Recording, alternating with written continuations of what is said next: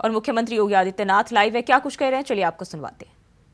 अतिथि यानी देवो भव का मतलब उनके प्रति कृतज्ञता का भाव, श्रद्धा का भाव, अंतःकरण से श्रद्धा का भाव। अगर किसी ने कुछ किया है तो उसके द्वारा किए गए योगदान के प्रति एक कृतज्ञता का भाव। पिछले 59 वर्षों में हजारों बच्चों ने यहां से शिक्षा अर्जित की होगी। वे ज्ञानवान बनकर के समाज में निकले होंगे। समाज में अलग अलग क्षेत्रों में वे अपनी सेवाएं दे रहे होंगे। कोई समाज सेवा के क्षेत्र में होगा, कोई शिक्षा के क्षेत्र में होगा, कोई व्यापार के क्षेत्र में होगा, कोई जीवन के अलग अलग क्षेत्र में रह करके किसी न किसी प्रकार से समाज और राष्ट्र के निर्माण में अपना योगदान दे रहा होगा। आज अगर वह कुछ कर पा रहा है तो उसके पीछे मां बाप का संस्कार और मां बाप के योगदान के साथ साथ इस विद्यालय का भी कंट्रीब्यूशन है, जिसने उन्हीं के घर में शिक्षा का एक केंद्र बनवा करके उन्हें यहाँ पे एक उत्तम केंद्र बनाने की प्रेरणा दी। और आज यहाँ पर बाबू महेश्वरी प्रसाद जी की स्मृति को ताजा रखते हुए यह इंटर कॉलेज अपने इस भव्य इमारत के साथ यहाँ पर 2500 से अधिक बच्चों को शिक्षा अर्जित करने के साथ साथ उनके ज्ञानार्जन का एक महत्वपूर्ण केंद्र बना हुआ है। मैं इसके लिए वर्तमान प्रबंधन को, जिनमें देश की जानी मानी हस्ती है, उनका भी हृदय से अभिनंदन करता हूं कि वे लोग इतना रुचि लेते हैं। स्वयं न्यायमूर्ति श्री विक्रमनाथ जी दिल्ली से इस कार्यक्रम में भागीदार बनने के लिए यहां पर आए। कुलपति जी प्रोफेसर सविता श्रीवास्तव जी विश्वविद्यालय के अपने कार्यों से समय निकाल करके इस विद्यालय में आए। एक असामान्य सी बात है। ये विभूतियां अपने आप में लोगों के लिए प्रेरणा की केंद्र है। लोगों के लिए उनका व्यक्तित्व प्रेरणादायी बनता है। हजारों लाखों युवाओं को उससे आगे बढ़ने की एक नई प्रेरणा प्राप्त होती है। और आप सौभाग्यशाली हैं कि आपके यहां एक अभिभावक के रूप में वे आपके बीच में बैठ करके एक सामान्य नागरिक के रूप में आपके साथ आज बातचीत कर रहे हैं। आपको देखना चाहिए कि कैसे बड़ा व्यक्ति कोई अचानक नहीं होता है। आप ही के बीच में परिश्रम करके व्यक्ति पूरी लगन से, पूरी निष्ठा से जब व्यक्ति कार्य करता है तो बड़ी से बड़ी मंजिल प्राप्त कर सकता है, अवश्य प्राप्त कर सकता है। और यह विद्यालय का प्रबंधन उसका एक उदाहरण आप सबके सामने है। यह विद्यालय जिस क्षेत्र में स्थित है वहां की आवश्यकता को ध्यान में रखते हुए सचमुच जो ज्ञापन मुझे प्राप्त हुआ है, मैं ज्ञापन को परत देखूंगा, लेकिन बहुत सारी चीजें हैं जिसके लिए सरकार वर्तमान में कार्य कर रही है, जिस पर हम सबको मिलकर के सामूहिक प्रयास करना होगा। निजी क्षेत्र का बड़ा योगदान है। अगर बाबू देवेंद्र नाथ श्रीवास्तव जी जैसे विभूतियों ने उस कालखंड में इन शिक्षण केंद्रों की स्थापना नहीं की होती, क्या होता?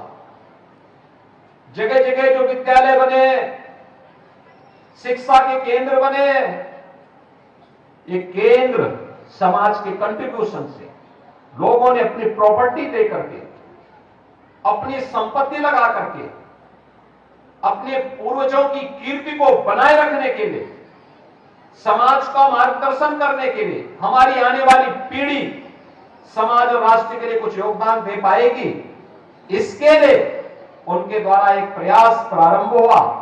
आज उसका परिणाम है कि निजी क्षेत्र का कंट्रीब्यूशन के सहयोग से ही आज जब हम शिक्षा की व्यवस्था को देखते हैं, एक बहुत बड़ा योगदान है, जिसके कारण आज शिक्षा की व्यवस्था में हम लोग कहीं टिक पाते हैं।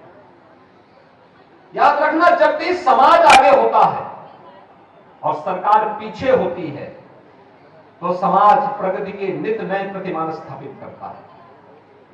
जब सरकार आगे होती है और समाज पीछे होता है तो समाज स्वावलंबन और आत्मनिर्भरता के लक्ष्य को नहीं प्राप्त कर सकता।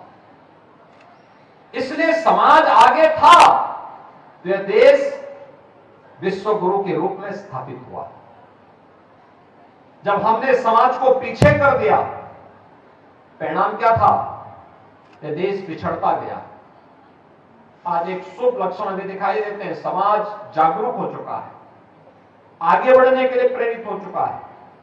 उसके परिणाम हम सबके सामने देखने को मिलेंगे और उसी भाव के साथ आज सरकार कार्य कर रही है। खासतौर पर यहां पर जितनी बड़ी संख्या छात्र छात्राओं की है, उस दिशा में एक नए प्रयास को आगे बढ़ाने के लिए, क्योंकि पहले विद्यालयों के पास आय के स्रोत हुआ करते थे, आज वो स्रोत भी नहीं।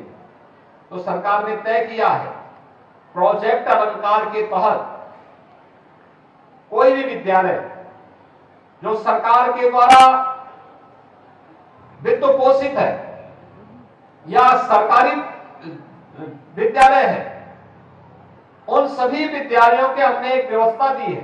इस व्यवस्था के अंतर्गत भवन निर्माण के लिए सरकार उसमें सहयोग कर रही है, जिसमें हमारा कहना है कि आप 75% पैसा सरकार देगी, 75 से 90% पैसा सरकार दे रही है और 10 से 25% के बीच प्रबंधन को जन सेवकता CSR से लेकर के उसमें अपना कंट्रीब्यूशन देना है। भव्य भवन, अच्छे भवन बन सकते हैं। दूसरा, हमें आज कुछ नई चीजों को अपनाना पड़ेगा। याद रखना बच्चों, आप यहां पे अध्ययन कर रहे हैं, सामान्य पाठ्यक्रम के साथ साथ लाइब्रेरी जाने का अभ्यास जरूर करें, अखबारों को जरूर देखें, पुस्तकालयों में नई नई पुस्तकों को, जिससे आपका ज्ञानार्जन होगा, आपको आगे बढ़ने के लिए एक नई प्रेरणा प्राप्त होगी, सफलतम कहानियों को देखने सुनने का एक अवसर प्राप्त होगा और फिर धीरे धीरे करके उसको डिजिटल लाइब्रेरी के रूप में स्थापित करना है। खर्चा बहुत नहीं है, सरकार उसमें सहयोग कर रही है। विद्यालय को केवल पहल करके उसको नेतृत्व दे देना है और सरकार इसमें पूरा सहयोग कर रही है। मुझे प्रसन्नता है कि प्रोजेक्ट अलंकार में बाबू महेश्वरी प्रसाद इंटरमीडिएट कॉलेज भी चयन हुआ है और सरकार इसके लिए धनराशि इसके लिए उपलब्ध करवा रही है, जिससे यहाँ पर इस भवन को और अच्छा बनाने में, इसमें अन्य नए क्लासरूम बनाने में, नई लैब्स बनाने में, लाइब्रेरी बनाने में और भी अन्य चीजें यहाँ जन सुविधाओं को उपलब्ध करवाने में, उससे उस धनराशि का उपयोग विद्यालय के लिए हो पाएगा। कौशाम्बी से अभी आप मुख्यमंत्री योगी आदित्यनाथ को सुन रहे थे और देवभूमि समाचार में फिलहाल के लिए बस इतना ही। खबरों के लिए बने रहिए इंडिया वॉइस के साथ।